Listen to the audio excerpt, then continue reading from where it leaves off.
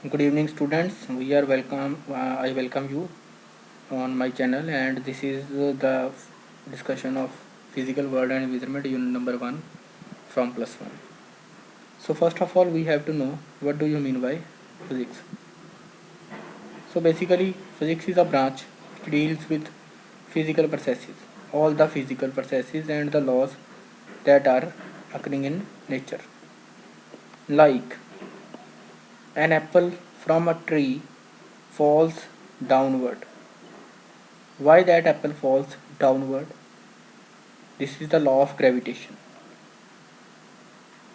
If we have a car, you can take another example.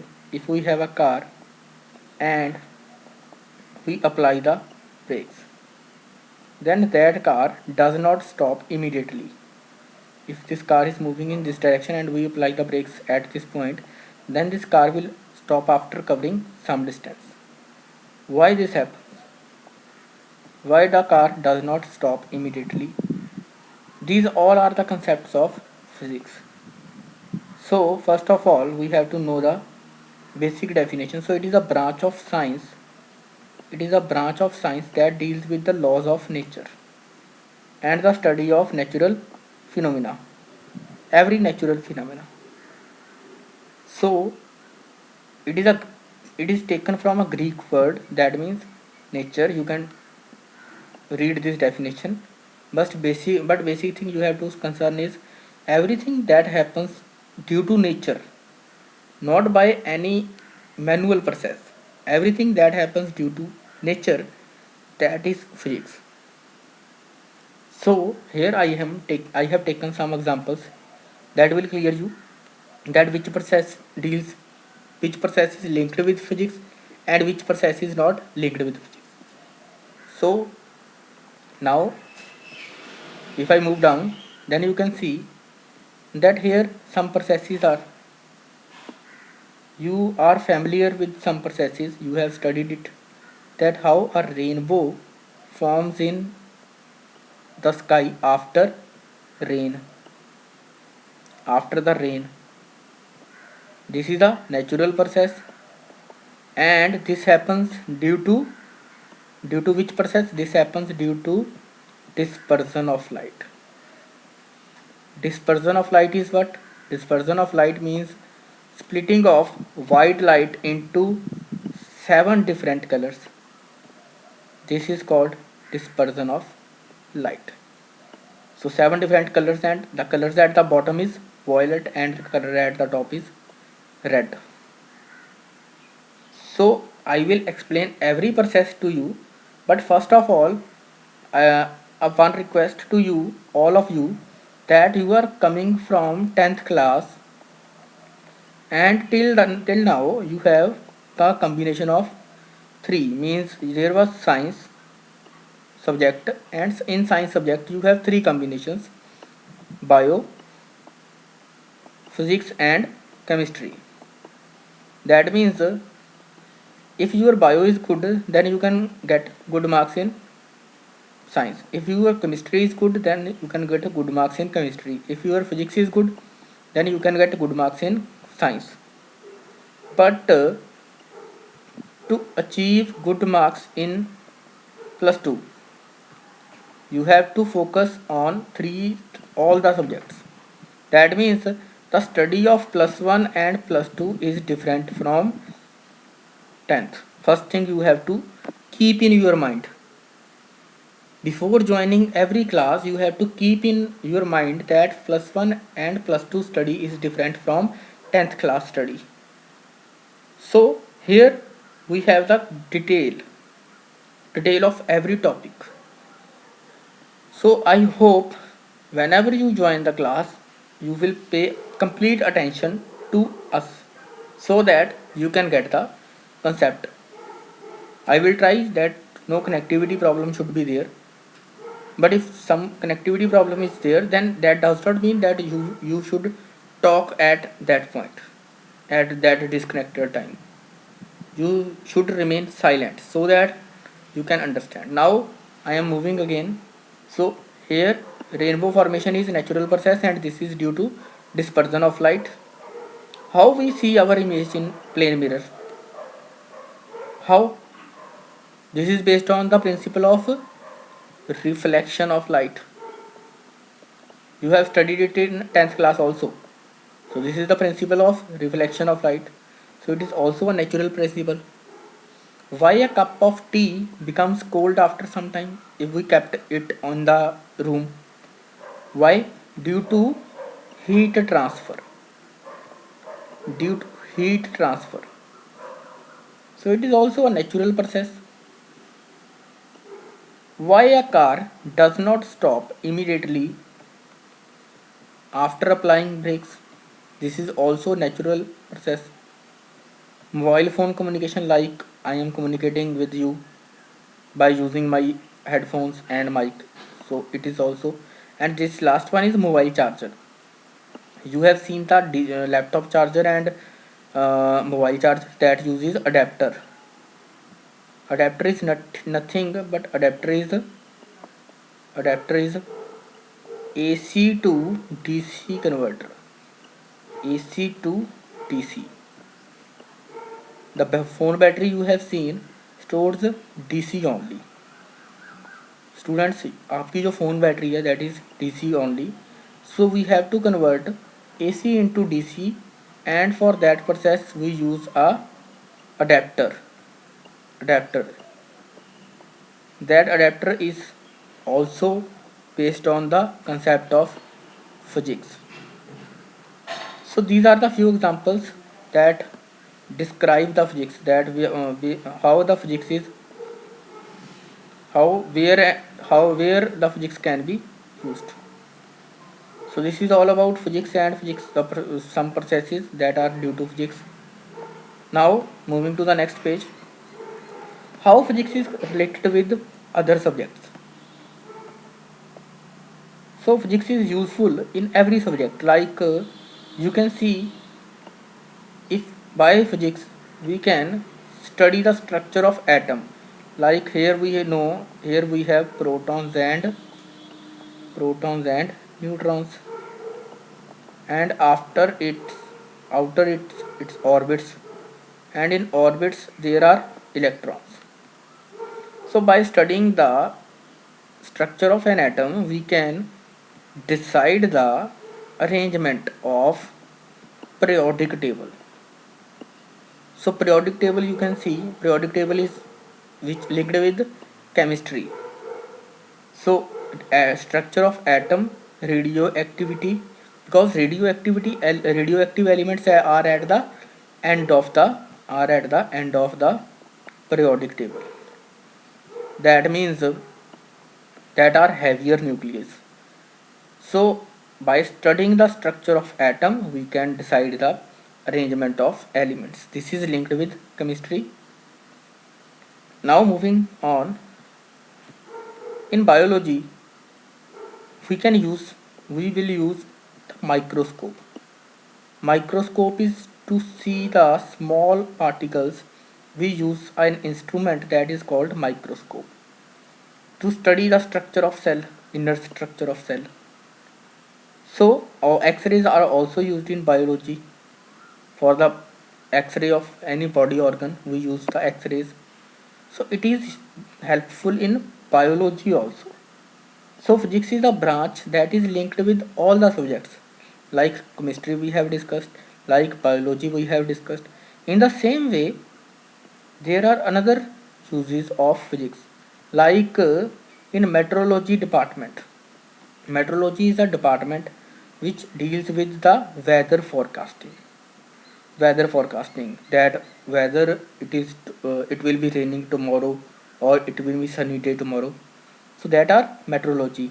So by studying the variation of pressure, so if there is a high pressure then there should be a chance of rain, and if there is a low pressure then there is a chance of earthquake, storm you can say. So by studying the variation of pressure with temperature, they can forecast the weather and climate for the upcoming days. In similar way, astronomy is what? Astronomy is to see the very distinct object, like it is Earth, and we want to see a star that is many far away from our Earth. So we will use what? We will use the telescope. So telescope is an instrument. The microscope is an instrument that is used to see small objects, and telescope is the instrument that is used to see far objects, very far, that are very far away from one place to another. If we want to see the Australia from here, then we will use telescope. So this is the astronomy. Astronomy is what? Astronomy is related to the study of planets and heavier bodies. Meteorology is study of weather and climate. Then it is geology. Geology means the study of rocks. Means for how many time, suppose there is a rock and we are taking some soil or some fossil fuels from that rock. So estimated time for how much time this rock will exist, for how much time this rock will exist, that is depends upon that we can judge from physics. So that the concept for that age of estimating the age of rocks is radioactivity. So there are many other branches that are linked with physics, like geology, astrology, and meteorology, and biology, and chemistry. Afterward, many other branches are there that are linked with physics. So you have to you must know what is physics and what are the processes that are linked with physics, and how physics is linked with other subjects. Now there are some forces in the nature. So today we will discuss that forces, tomorrow we will discuss unit and units and measurement. So there are fundamental forces that are known as, one of them is gravitational force. Gravitational force is what? Gravitational force is force between two bodies. Like this is A and this is B, and A has mass m1 and B has mass m2. So students, force between them, gravitational force between them is directly proportional to m1 into m2 and inversely proportional to its distance square. That means if r is the distance between these two, then the force between them is inversely proportional to r. That means the smaller will be the distance, more will be the force. Smaller will be the distance, more will be the force. So the force between two bodies due to their mass is known as gravitational force. So if they have some mass, then there will be a force of gravitation between them. So this is the property, and after that, by removing the directly proportional symbol, we get F equal to G into m1 m2 by r square, where G is the gravitational constant, and it has value 6.67 into 10 raised to power minus 11. Its SI unit is important. You have to remember its SI units. SI unit for gravitational constant. C force is on the left side. It has unit Newton, and here we have G, kg square, and mass into mass, kg square, and in the denominator we have distance meter square. That means if you find the units, then this meter square will multiply on this side and this kg square will go in denominator. That means G has units Newton into meter square, and then Newton meter square per kg square. So this is the SI unit of G. Now we have some properties of gravitational forces. First property is it obeys inverse square law. That means the force is inversely proportional to the distance between two bodies. So 1 by r square. So second thing is it is the weakest force. If two bodies, suppose I have kept 1 kg sugar and at some distance I have put 2 kg sugar, then this 1 kg will not attract this 2 kg because it is weakest force. It is the weakest force in nature. Second thing is it is always attractive. Suppose I have one body and another body is here. If it is A and if it is B, then A will always attract B towards it and B will always attract A towards it. That means they will neither repel. ये कभी भी एक दूसरे को repel नहीं करेंगे. These two will never repel each other.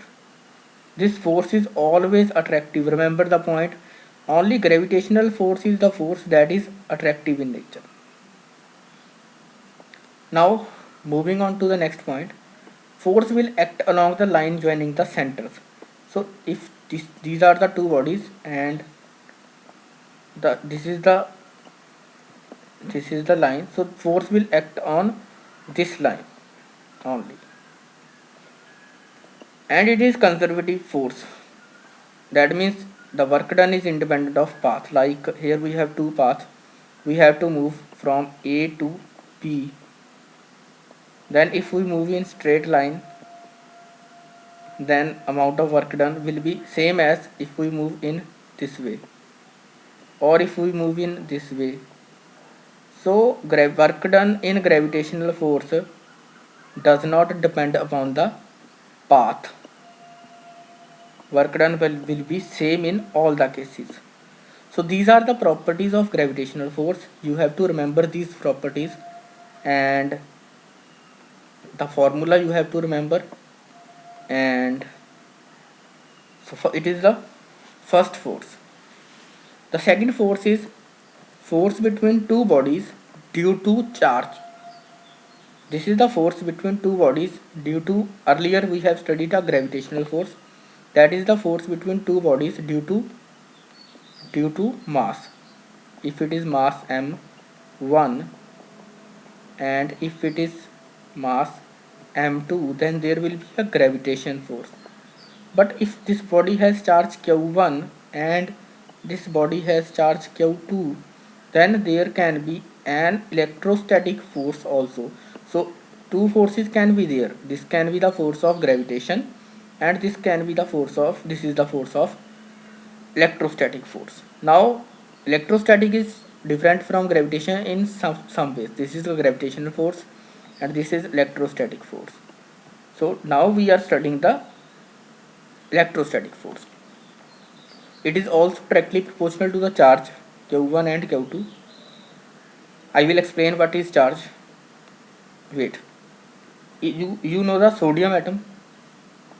So in sodium's first orbit there are 2 electrons. In the next orbit sodium has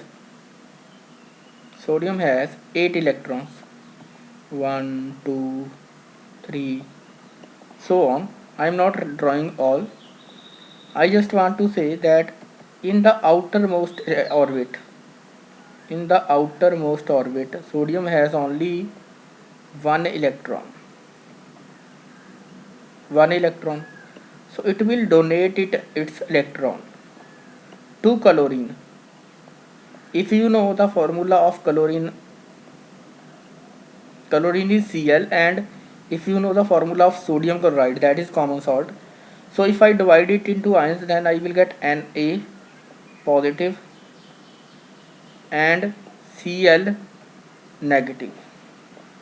That means sodium has donated one electron to chlorine, and if a body donate electron, then it will become positive charge, and if a body gain electron, like chlorine is accepting one electron, then it will become negatively charged. Till now you have to know that there is two types of charges, one is positive and one is negative. Now electrostatic force Q1 into Q2 inversely proportional to distance. It is also, if two charges are there, then if lesser will be the distance, more will be the force. So if lesser will be the distance, more will be the force. So now F is equal to becomes K times, in this case we have K. K is what? K is 1 by 4 pi epsilon naught, and its value is 9 into 10 raised to the power 9. In the same way, you can get the units Newton meter square. In earlier case, we have kg into kg. Now we have coulomb into coulomb. So that means its unit will be Newton meter square per coulomb square. Students, clear the concepts from the beginning. If you are not able to understand the concepts from the beginning, then you will face some problems at some time, after some time, or in 12th. So clear the concepts from the basics, and if you are facing any problem, you can contact me or you can contact Sushil sir, but try to clear the concepts from the beginning. I will try that I will prepare a video for you daily, so that you can understand the concepts clearly. If you are not understanding from the, if you are something lagging behind during the live lectures. Now you can see the, now we have to see the properties.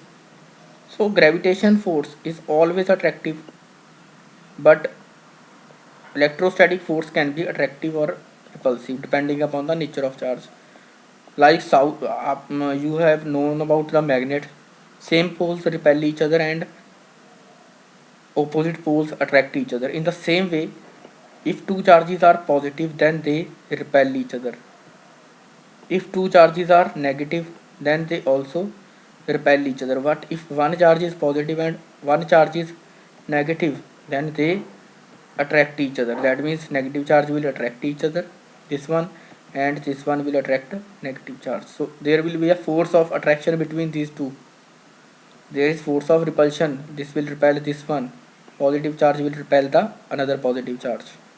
In the similar way, negative will repel the another negative. I hope this is clear to you now. So this video is recorded just for your introduction. So I will discuss the three forces, and after that we will start tomorrow. So it can be attractive or it can be repulsive. First property of electrostatic force. Then these forces are by inverse square law. That means force is inversely proportional to 1 by r square. Okay, so this is the another property. This is the common property, inverse square law. These are 10 raised to the power 16 times stronger than gravitational forces. So gravitational forces are very weak forces and electrostatic force is strong force. So it is conservative in nature and force act along the line joining two charges. Suppose it is a line, so force act along the line joining two charges. So it is the line joining two charges and force will act along this line. So these are the properties of electrostatic force, you have to note down. And now we are left with, so this is electrostatic force all about, this is all about gravitational force, and this is about physics, and this is, now we are left with nuclear forces.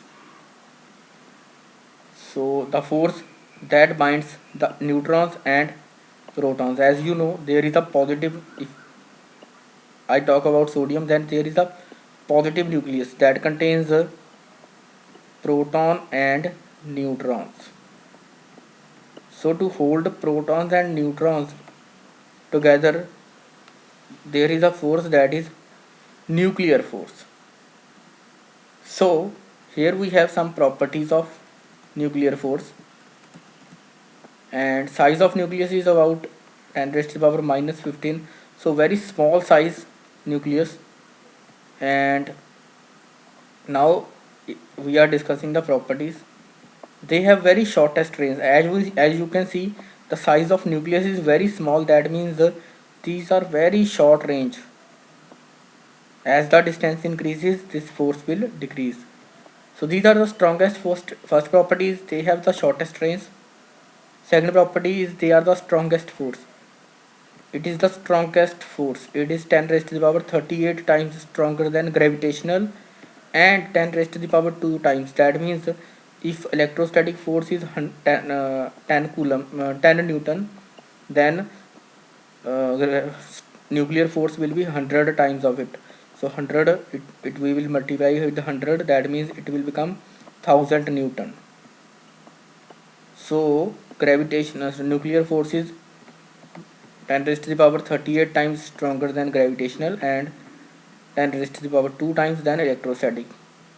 These does not depend upon the inverse square. So these does not depend upon the inverse square. That means it is not dependent upon the r square. It depends upon r but not r square. So it does not depend on the inverse square law. Inverse square law means it is depending upon the square of distance. But if it is not depending on the square of distance, then you cannot say that it depends, it follows inverse square law. So this is the third property. So it first, they have shortest range, second comparison of them with gravitation and electrostatic, then third is inverse square law. Then if you move further, you can see they are basically attractive in nature and they are non-central and non-conservative. So you have to learn some of the properties that are basic. So you have to remember basically three properties there. First three properties, that the comparison of them, shortest range, and they do not depend upon the inverse square law. So till now, till today, we have discussed about the nuclear force, electrostatic force, and gravitational force, and the link of physics with other branches of science, and what do you mean by physics, and basic physics fundamental uh, phenomena that are occurring in nature. So tomorrow we will discuss the unit science and measurement. Units and measurement, tomorrow we will discuss. These are of two types, you can see and you can read from the PDF that we have given to you. And there are fundamental physical quantities and derived physical quantity. We will discuss it on tomorrow, and then some physical quantities, units, and then system and units. So further you will feel easily, you will feel comfortable as you will start. And so thank you so much, and note down the notes in your notebook if you have. First and try to understand it, and only after the understanding you have to note down. Okay, thank you so much for watching this video. Have a nice day ahead.